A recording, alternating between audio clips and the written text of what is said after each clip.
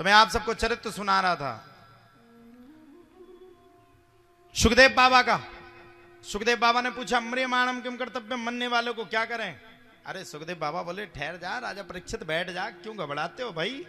अरे बोले भगवान तुम्हें पड़ी अपनी, हम मरने वाले हैं कुछ दिन के बाद, 7 ही दिन का वक्त है हमारे पास, इसके बाद हम तो चले जाएंगे और तरेंगे नहीं तो बड़ी गड़बड़ी है जाएगी, अब क्या करें।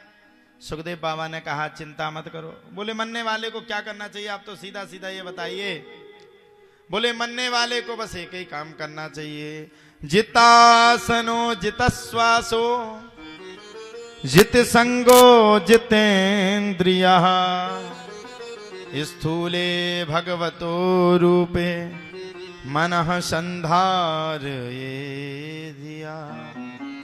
भैया क्या करना चाहिए। बोले जिसको भगवान, जिसको तन्ना है उसको तीनों चीजें अपने जीवन में अच्छी रखना चाहिए। जितासनो, आसन, आसन।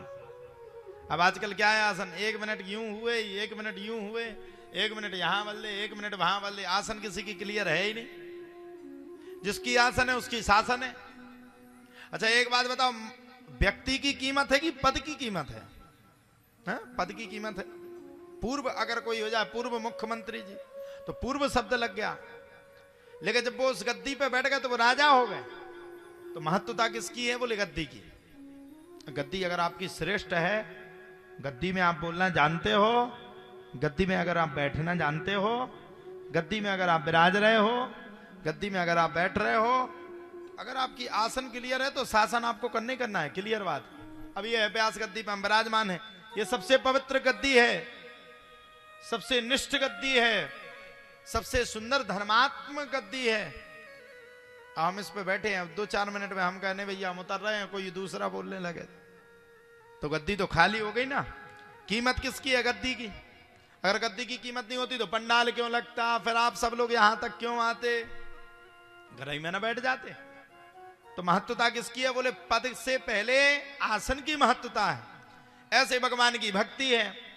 अगर आप भगवान की भक्ति को करते हो तो आसन को जमाना सीख जाओ। अब ऐसा नहीं 2 मिनट में यूं की पालथी, 2 मिनट में यूं की, अब ये लग रहा कब उठ के भग जाए, कब किस जगह चले जाए।